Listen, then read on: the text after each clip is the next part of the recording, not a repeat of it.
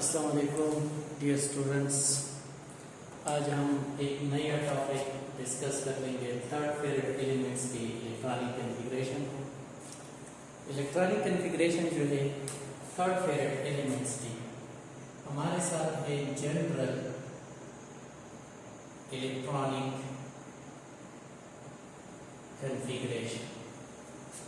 Third period elements का जो general electronic configuration है वो हमारे साथ है NS1 up to 2 and NP1 up to 6। मतलब ये है कि हमारे साथ इस ऑर्बिटल में 1 इलेक्ट्रॉन से लेकर 2 इलेक्ट्रॉन तक आएंगे और फिर फी सबशेल में जो ऑर्बिटल्स है उसमें 1 से लेकर 6 तक इलेक्ट्रॉन आ जाएंगे। ये इसकी जनरल इलेक्ट्रॉनिक कॉन्फ़िगरेशन है थर्ड पीरियड एलिमेंट्स।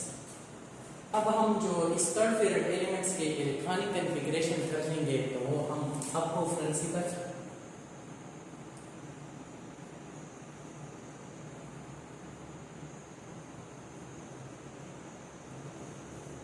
और हमारे साथ जो N+L रूल, ठीक है, या एरो रूल,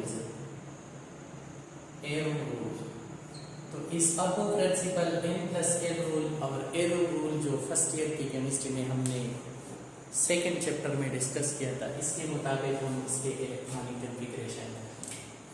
अब अगर आप देख लें हमारे साथ थर्ड पीरियड में फर्स्ट एलिमेंट जो है वो सोडियम है और सोडियम का एटॉमिक नंबर हमारे साथ है 11। अब अगर आप देख लें हमने फर्स्ट ईयर में आप लोगों को एक ट्रिक बताया था, वो हमारे साथ है school public school public school, फिर हमारे साथ पब्लिक स्कूल, फिर डिस्ट्रिक्ट पब्लिक स्कूल, फिर फेडरल डिस्ट्रिक्ट पब्लिक स्कूल, फिर फेडरल डिस्ट्रिक्ट पब्लिक स्कूल। अब हमारे साथ एस जो है वो 1 से स्टार्ट होता है, तो हमारे साथ होंगे 1s, फिर 2s, पी जो है ये सेकेंड शेल से स्टार्ट होता है, मतलब है सेकेंड शेल में 2 फी होता है, फिर हमारे साथ 3s, फिर 3 फी, फिर 4s, डी जो है ये थर्ड शेल से स्टार्ट होता है 3d, यहाँ 3 की हो गया है 4s को 5s, डी 3d हो गया है 4d।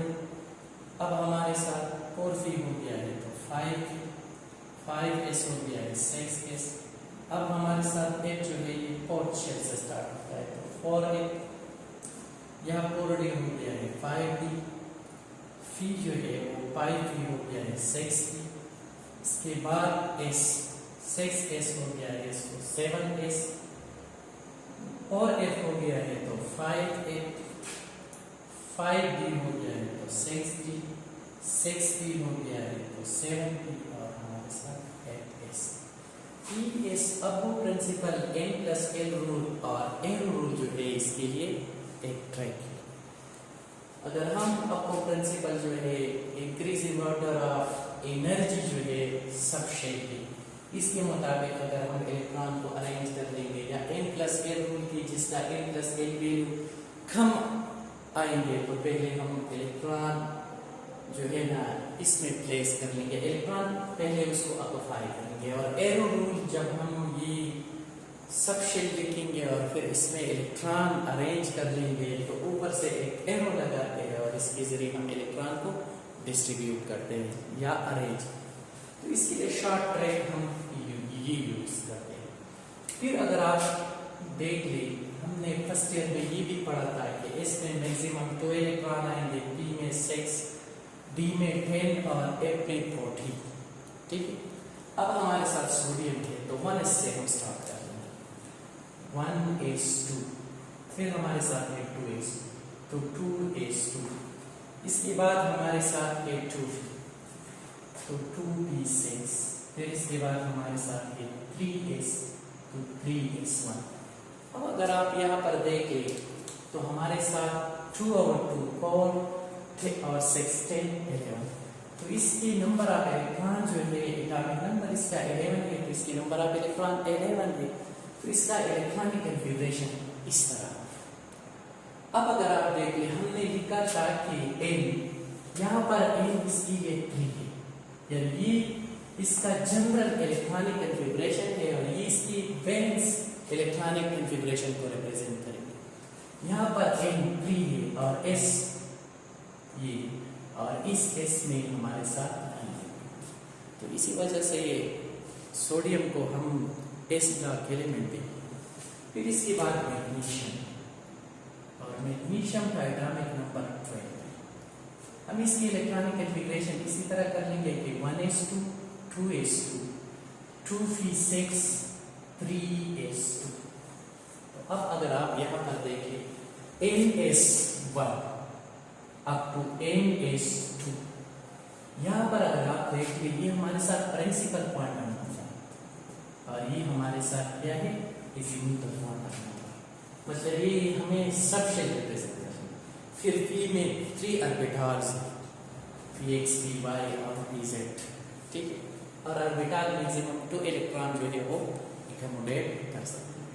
फिर इसके बाद एल्यूमिनियम, एल्यूमिनियम की तरतीब है, तो हम लिखेंगे 1s2 2s2 2p6 3s2। अब अगर आप देखें 1s भी पहले हो गया, 2s 2p 3s, अब 3s के बाद आएगा 3p, तो हमारे साथ इलेक्ट्रॉन एक है तो 3p1, ठीक है। अब इलेक्ट्रॉन s 3s से आगे जो 3p है इसमें वैलेंस इलेक्ट्रॉन मौजूद है, तो इसी वजह से एल्यूमिनियम को हम p ब्लॉक एलिमेंट कहते हैं। अब अगर आप देखें एल्यूमिनियम के बाद हमारे साथ है सिलिकॉन, सिलिकॉन का एटॉमिक नंबर है 14, तो हमारे साथ होंगे 1s2 2s2 2p6 3s2 अब 3p2, क्योंकि अब सिलिकॉन के साथ एक इलेक्ट्रॉन एल्यूमिनियम से ज्यादा है, इसका एटॉमिक नंबर 13 है और इसका एटॉमिक नंबर 14 है, तो हमारे साथ हो गया 3p2। इसके बाद फास्फोरस है 15, तो 1s2 2s2 2p6 3s2 3p। इसके बाद हाइड्रोजन है और इसका एटॉमिक नंबर 17 है, तो 1s2 2s2 2p6 3s2 3p5। इसके बाद आर्गन 18, इसका एटॉमिक नंबर है, तो 1s2 2s2 2p6 3s2 3p6। ये हो गए थर्ड फेरेट एलिमेंट्स के इलेक्ट्रॉनिक कन्फिग्रेशन। अब अगर आप इसमें देखें, इसमें जब 2 इलेक्ट्रॉन होते हैं तो ये फुल फेट होता है, और जब इसमें 2 इलेक्ट्रॉन होते हैं, इसमें जब 1 इलेक्ट्रॉन होता है तो ये हाफ फेट होता है, और जब इसमें 2 इलेक्ट्रॉन होते हैं तो ये हमारे साथ फुल फेट होता है। p में जब 3 इलेक्ट्रॉन होते हैं तो ये हाफ फेट होता है, और p में जब 6 इलेक्ट्रॉन होते हैं तो ये फुल फेट होता है। s जो है ये पार्शियली फेट नहीं होता, या तो ये हाफ फेट होगा या फुल फेट होगा, या इसमें इलेक्ट्रॉन नहीं होंगे, मतलब 0 होंगे, s 0। अब अगर p को देखें, p या तो हाफ फेट होगा या फुल फेट होगा या हमारे साथ पार्शियल फेट होगा, ठीक है। अब इसमें मैग्नीशियम जो है इसका s फुल फेट है, तो ये stable electronic configuration according to मॉन्सून। p जब फुल फेट होता है तो ये इसका स्टेबल इलेक्ट्रॉनिक कन्फिग्रेशन। इसके अलावा जब s जो है इसमें 1 इलेक्ट्रॉन है तो ये हाफ फेट है, फुल फेट के बनिस्बत ये कम स्टेबल है, लेकिन पार्शियल फेट से इसकी स्टेबिलिटी ज्यादा है, और फी जो है full filled more stable than half filled, and half filled is more stable than partial filled. तो ये तब फिर इसकी इलेक्ट्रॉनिक कन्फिग्रेशन हो गई, और इस इलेक्ट्रॉनिक कन्फिग्रेशन की बुनियाद पर हम इसकी फिर फर्स्ट आयोनाइजेशन एनर्जी को भी डिस्कस कर लेंगे। एक फैक्टर है जो फर्स्ट आयोनाइजेशन एनर्जी को इफेक्ट भी करती है। तो नेक्स्ट लेक्चर में इंशाल्लाह हम फर्स्ट आयोनाइजेशन एनर्जी को डिस्कस करेंगे। Best of